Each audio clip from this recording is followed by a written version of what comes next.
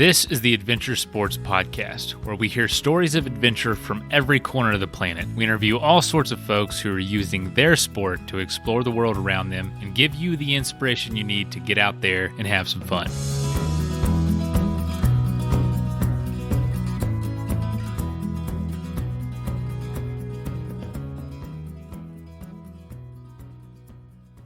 Hey folks, this is kind of an interesting setup for us. I don't do a lot of these monologue episodes, but I'm going to give it a shot for this Thursday episode instead of doing a revisited or something.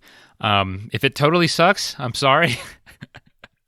But, with everything going on, with the coronavirus sweeping the world and putting everybody on lockdown and so many folks having, to kind of redo their entire lives and restructure their entire lives in the time being, I'm going to try to do an episode about lessons that I've personally learned from dealing with obstacles or emergencies or just hard situations in general from adventures. And these are lessons I've learned personally as well as lessons I've learned from other people who've been on this show. So I don't really know how to do these, just sitting here talking in front of a mic by myself for half an hour, but I'm going to try. It's a great way to learn, and I'm pretty sure that you have a little more time to listen to podcasts than you normally do, so I really appreciate you listening in. Another thing, I don't feel like my opinion is all that important necessarily with all the information coming out, but, we have a tight-knit community, and we have a lot of listeners, and we love adventure, so this, in a way, can be viewed as a big, grand adventure, and unfortunately, adventure isn't always fun. A lot of times it's very serious. It's very has serious consequences, just like this situation. And it is also my opinion that we often need reminders of what we already know versus learning new things. For instance, one thing that I want to say about this episode is that it's probably a lot of stuff you already know, but something that kind of encouraged me to make this is I keep quotes on my desk, and I keep some at about eye level, and I'm making a big push this year to be very generous with my time and with my money. I can be pretty stingy, if you want me to be honest. Actually, I call myself frugal. My wife calls me an utter and hopeless cheapskate, but I like to call myself frugal, okay? So I don't like to spend money, and when it comes to donating money, I am not good at it, so I'm trying to change that this year, and I have a bunch of quotes on my desk about being generous. I actually took the time to read them today because how things are. You put them on your desk to remind you of things. It eventually becomes just a thing in your peripheral you never really look at. Well, today I actually looked at it and read the quotes, and it just totally changed the way I'm looking at this whole situation. It's so easy in a time like this to panic, to hoard, to really be worried about you and your own, which is totally understandable, but it also, I believe, skews your perspective about what's really going on and what's really important.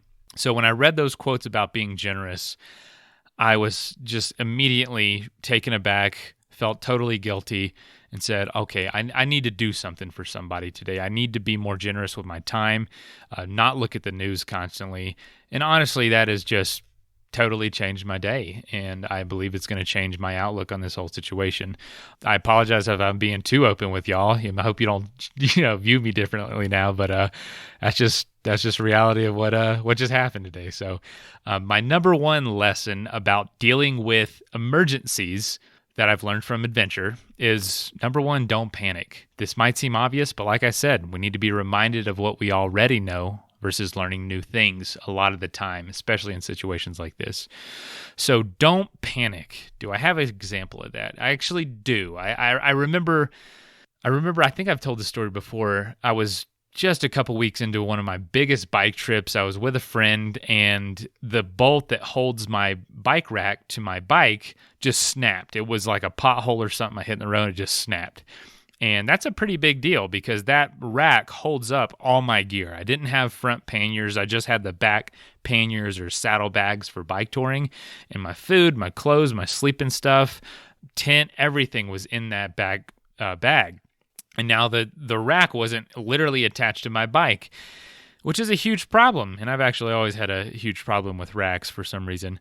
And it was snowing, it was raining. We were kind of a ways from town, and it was a little bit I felt the urge to freak out just a little bit.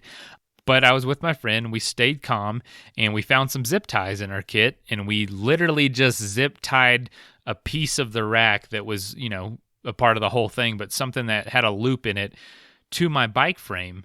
Super janky, super temporary, but it ended up working so well that we kept it that way for the next 4,000 miles. I literally had no problems with these 4 zip ties holding 50 pounds of gear to my bike for over 4,000 miles. And it just made me realize that even if things don't go to plan, even if things just totally, literally, and figuratively fall apart, sometimes the solution is just super simple, and it might work a lot better than you thought it could before you could ever test it in the field. So, and all that realization came from not panicking. And so, nothing good comes out of making a decision out of panic, unless you are running from a lion or something like that.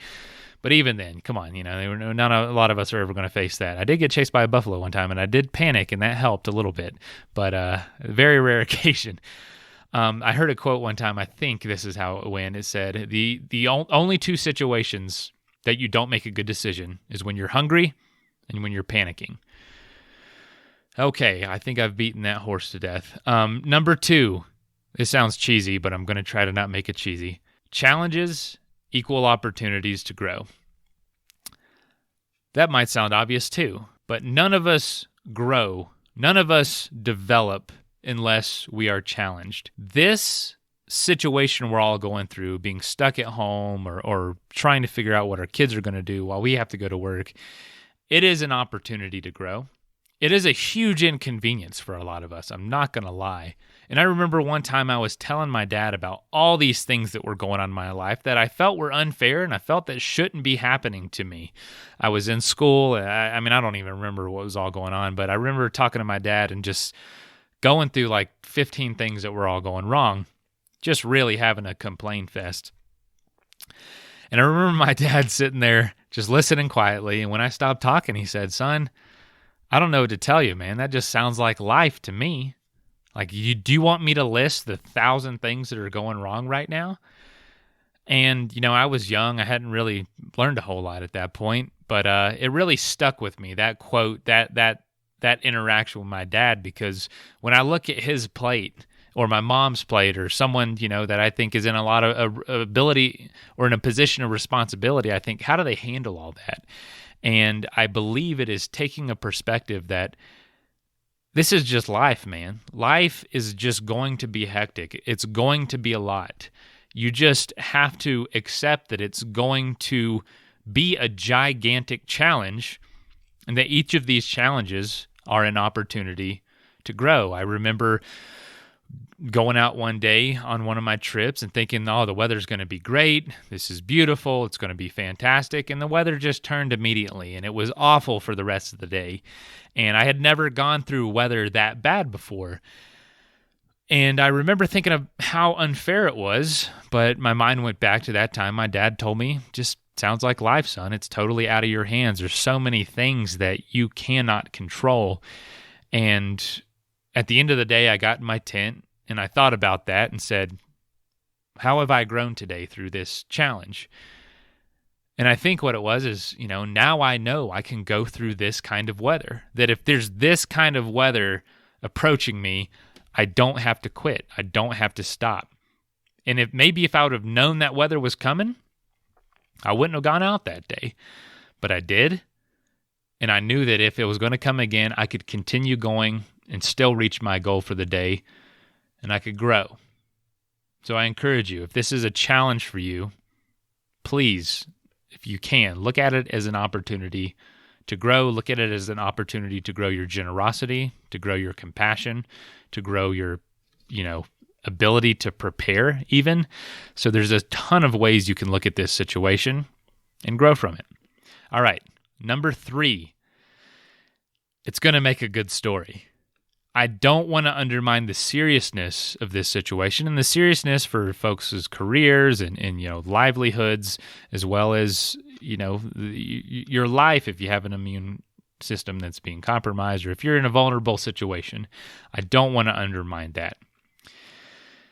But I also think the most cherished things we have as humans are our stories.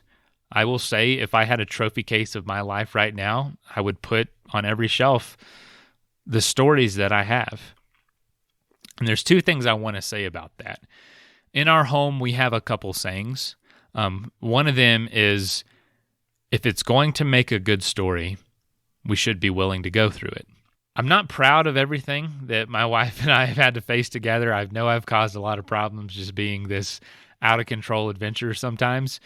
But when I look back on the last 6 years of marriage and the last 30 years of life, I will say I'm really glad everything that was hard that happened. I'm glad now that it happened.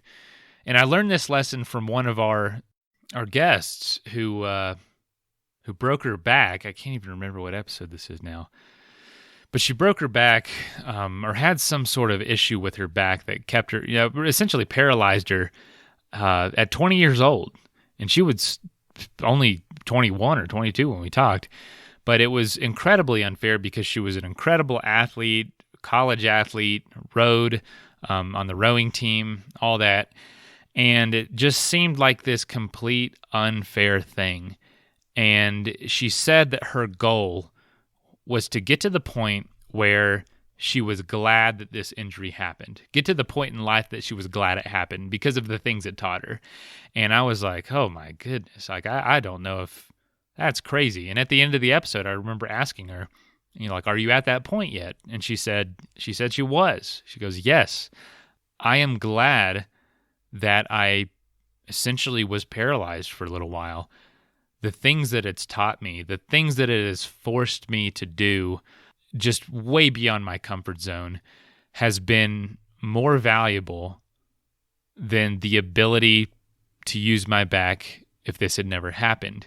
And I was just so blown away by her response and so blown away by who says that? Who says that I'm actually glad this happened? And, I've talked about it on this show a lot. I've gotten to that point with my depression. I got really depressed a few years ago when I felt like adventure was really limited in life. I felt trapped in a lot of ways. And looking back on it now, a few years separated, I'm actually really, really glad that it happened because it taught me that no matter what, I'm going to be okay. It taught me that it made me a lot more relatable to people. I know what it's like now for folks who are going through it and can have a certain level of compassion for them and understanding. And it also just slowed me down in a lot of ways. I was kind of, rearing to go all the time. I just had this quickness with life that wasn't necessarily sustainable or healthy. And that really forced me to slow down and really forced me to think about what's important and to reflect on how I wanted to live my life moving forward. So I can say 100% I am joyous that happened looking back on it. I don't want to go through it again, but I'm glad it happened. And so with this situation, look at the things that it's allowing you to do. It's going to make a good story. What else has caused schools and communities essentially to just close down? You're going to be able to say you went through this. And you're going to be able to say you lived in interesting times. This past year, my great-grandmother passed away. She was in her 90s. But I remember doing the math one time. She was born in the roaring 20s. Kind of like what I feel like we're going through now. Not right this second, but what we've been going through. Just a really good economy. Things are great. And she remembers her childhood was all through the Great Depression, her early childhood, then World War II, and then the Cold War, the Korean War, the moon landing and the Kennedy assassination before that, the Civil Rights Movement. She has literally seen with her own eyes almost 40% of America's history from 1776 to 2019 when she passed away. And she lived, she's part of the greatest generation, lived in incredibly interesting times, saw everything from, cars really taking off. She told me a story one time that they were so poor during the Depression that they migrated from Alabama to Central Florida in a horse and buggy because they just didn't have anything. And I remember listening to her stories and hearing the peace that she had about her life and just the perspective that she kept. And thinking back, it was only going through those things that gave her that peace and that long-term satisfaction with the very, very little things in life. And that actually leads me into, my next point. Number 4, cherish what really is important. What is important to you in times like this? What is this situation causing you to do? Is it causing you to work less? That's a great thing. Is it causing you to really sit down and say, what do I really want out of life? And sometimes being forced into a situation is the best thing for us. I don't think anyone would choose this upon ourselves to be quarantined at home or to not be able to leave or not be able to work. And if your work is threatened, I'm really sorry. Know that you're not alone. But take this time to reflect, what is important to me? Is it grand adventures? Is it grand vacation? Or is it those small things? And I will say, learning from my grandmother and also learning from adventure, the things that brought me the most joy and the things that seemed to bring her the most joy were the smallest of things. Being able to have a conversation with her kids, with her grandkids, being able to just sit and look out a window and see a bird sitting on a branch. That's something I've done a lot more in the last week than I've done in a long time since I was on my last adventure. Having a cup of coffee that was just really, really good. It's those little things right now that make life just so incredible. And the beauty about these little things that honestly make us the happiest is that they are in abundance in times of prosperity and challenging times like right now. You do not have to have $1 million in the bank to sit and enjoy a cup of coffee with your kids, looking out a window, and just what's going on out on that tree in your yard. That is a wonderful thing, and things like that are just absolutely wonderful. Don't take any money other than the cup of coffee. Don't take a ton of time, and don't take a ton of effort. And, when I look back on my biggest adventures, it wasn't those, it is those big feats that you're super proud of, but the happiness that came from that is those tiniest of interactions with nature, with people, and with something very, very, very small that just makes an enormous impact. But all of those added together leads to a wonderful life. And I think that this time, this adventure we're all really going through can teach us that. All right, what was that? Number 4? All right, number 5. What you can control is the most important, obviously. There's so many things out of your control right now. And with an adventure, the weather, honestly, road conditions, trail conditions, whatever. So many things are out of your control with whatever adventure you're doing. You can plan, you can prepare, but even then, I'd say about 50% of it is just luck with all these things lining up. But the thing you can control, which I find the most important, is really just your attitude. Your attitude about it all is honestly the difference between looking through this with a red lens on your glasses and a blue lens on your glasses. Like, that difference in color is literally the difference in your attitude versus not. How are you going to perceive everything? Are you going to perceive it through extremely negative viewpoint, which if you do, I'm sorry, you're going to have a bad time? Or can you look through it through a very positive viewpoint? Really, that changes everything for you, and that's the only thing that is absolutely up to you. And so the two things that I've learned about that, the two things that you can control and that I've learned from other adventures, actually someone who rowed a boat across the ocean, I honestly forget their name as well. And this is actually not someone we had on the show. It was a book I read once about this couple that was planning to row across the ocean. They get like 10 miles offshore and the husband has a panic attack and has to be rescued. The wife ended up divorcing her husband, pretty much deciding to on the spot, and ended up rowing this 2-person rowboat across the Atlantic completely by herself for about 110 days. And she said the thing that got her through this, the two things, were the only two things she could control. That was visualizing the finish, imagining what getting through this would be like, the joy of getting through it, picturing herself at the finish line, hugging her mom, talking to the news, eating that giant steak that she was going to eat that night on the other side of the ocean, celebrating with her friends and family. That was the first thing that got her through. The second thing was just her attitude, not letting her attitude slip into a state of disarray, of panic, and of pessimism and negativity. That is what you can control in this moment, and I believe that is the most, the biggest impact you can have right now is how you look at this. All right, that was number 5. Number 6, let's see, I'm going to move these around a little bit.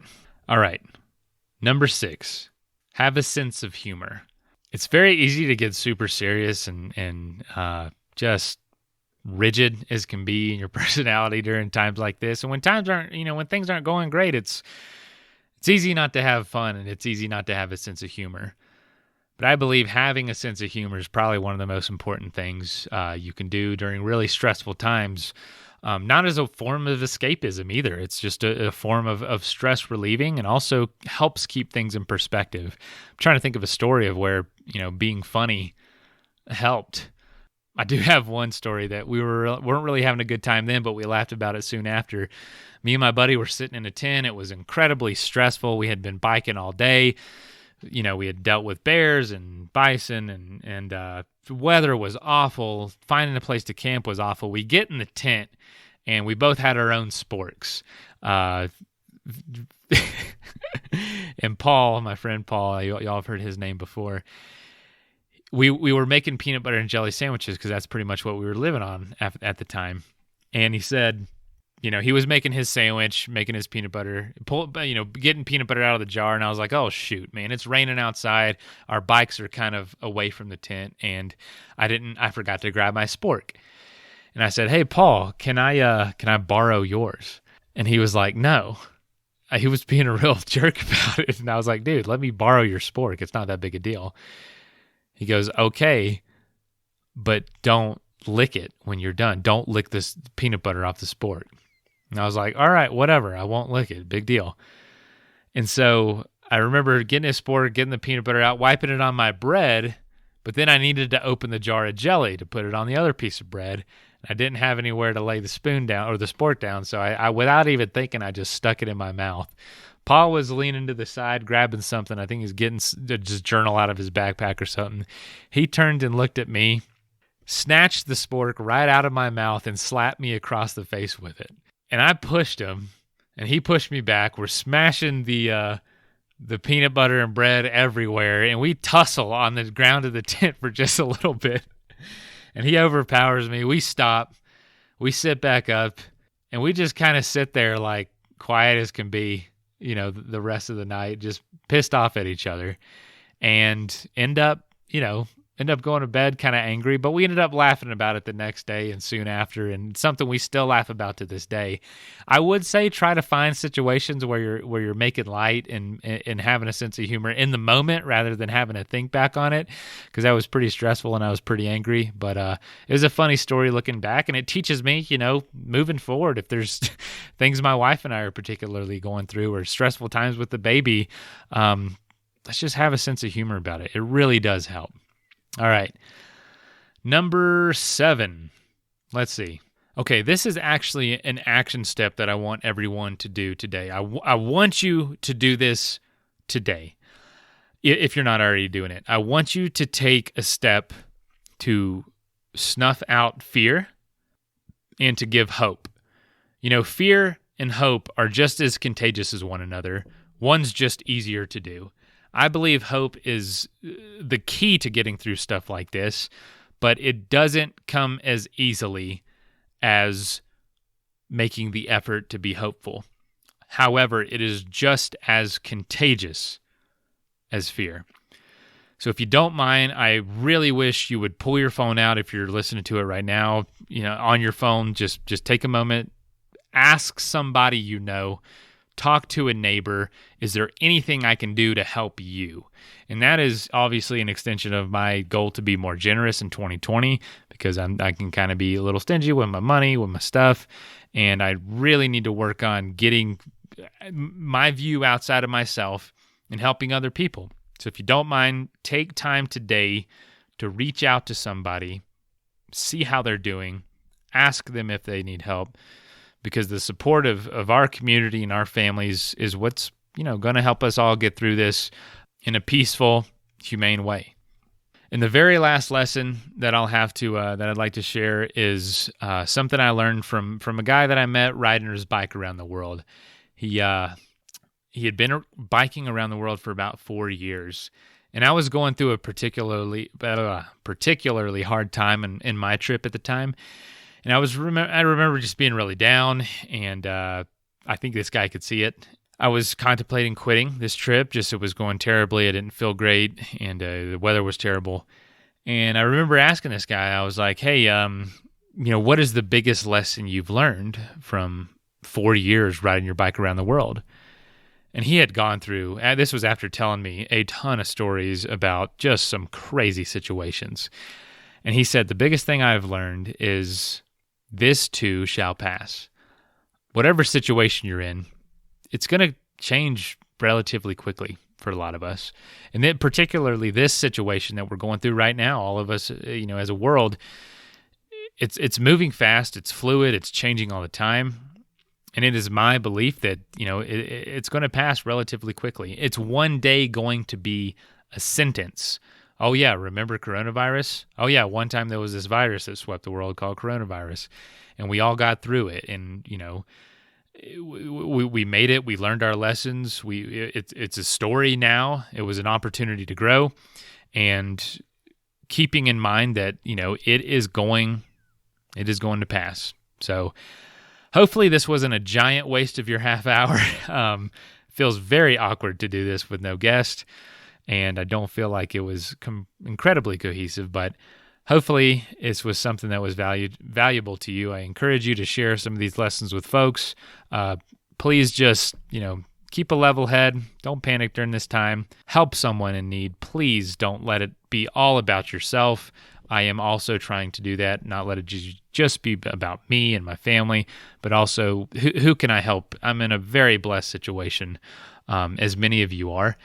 Let's use this and do good and spread some love, spread some hope and some love. And let's just all turn off the news for just a little bit. It's the sky's always been falling to the news. You know what I'm saying? But anyway, if you got any reflection on this, got any lessons that you want to share, email me at info@adventuresportspodcast.com or directly to me as mason@adventuresportspodcast.com. All right, stay safe, stay healthy out there, and we'll talk to you on Monday.